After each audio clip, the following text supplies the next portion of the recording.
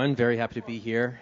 And actually, I think my session's a nice build on the last session, because the discussion was about every market in Asia, is quite unique. And growing up, if you will, in China's social listening, you see that in China perhaps more than any other market. It's a very unique market. We've been doing this infograph about the social media platforms in China since 2008.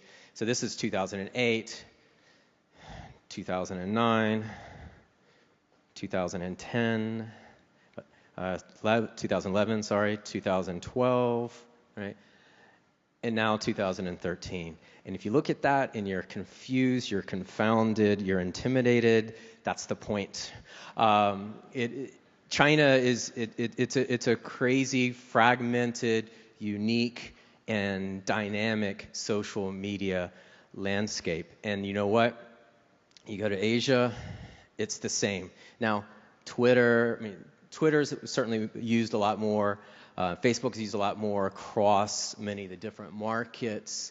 But I think one thing to understand is even when you have the same platforms, they may be used differently. So give you an example. Go back to China, because I think this is where this same type of platform used differently is very clear. So Weibo is supposed to be the Twitter of China, right?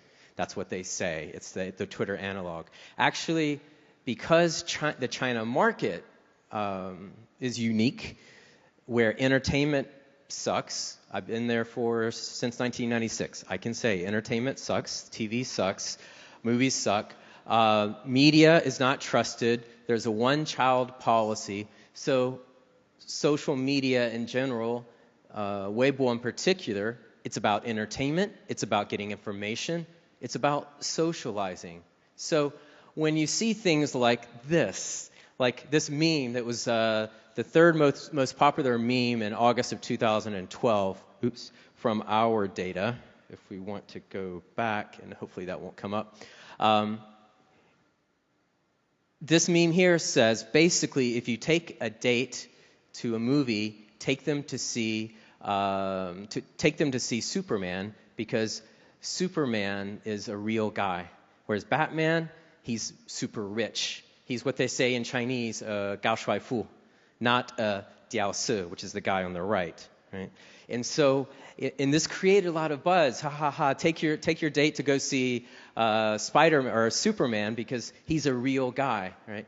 But why was that so important, or why was that so funny? Why did that resonate? Because in China there is a real concern among netizens, among consumers, among citizens of this inequality, of this unfair or lack of meritocracy in China. And so when you see this kind of stuff and you see this kind of language, it's not just funny, it's actually reflective of something very, very deep that's happening in Chinese society. So when Coke launched a campaign this summer, they used terms like gao shuai fu and other net slang terms that only if you're in China, only if you're a young person in China, would you get it, right? And Coke got it, and they put it on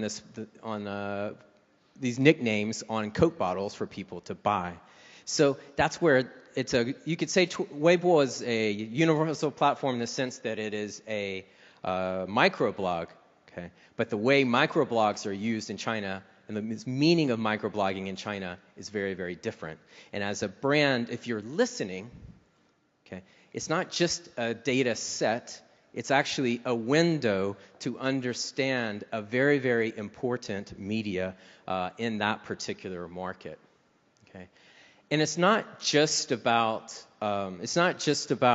understanding particular markets. You can use particular market social listening to understand other markets. So we recently did a study looking at when people look to purchase agents. Okay, this is in China. Purchase agents. These are people that will go buy product, say cosmetics in Hong Kong for friends, okay, living in Shanghai, because it's a lot cheaper to buy the product in Hong Kong because of the tax. Well, people will discuss purchase agents and purchasing overseas, and then we looked at, when they talk about that topic, what brands are they talking about, and here Estee Lauder is the most discussed topic. So now China can understand to what degree the international market, or get a sense at least, of the Chinese travelers, the Chinese tourists, shopping overseas is cutting into their sales in China, and vice versa. Hong Kong can get happy about this kind of information as well. So it's having a local mindset, understanding what's happening in that particular market, okay, but having a global view of understanding how what's happening in that market can have an impact globally. Okay. Yeah. And so that's why it's important to understand these different platforms, but build out centralized taxonomies so you can have apple-to-apple comparisons across, because you're using the same search terms, the same taxonomies across all markets. Okay? But even if you have a pie chart in China comparing it to a pie chart in Hong Kong for share of voice, understanding those pie charts actually need some interpretation because those two markets are very different and the social media platforms are very different.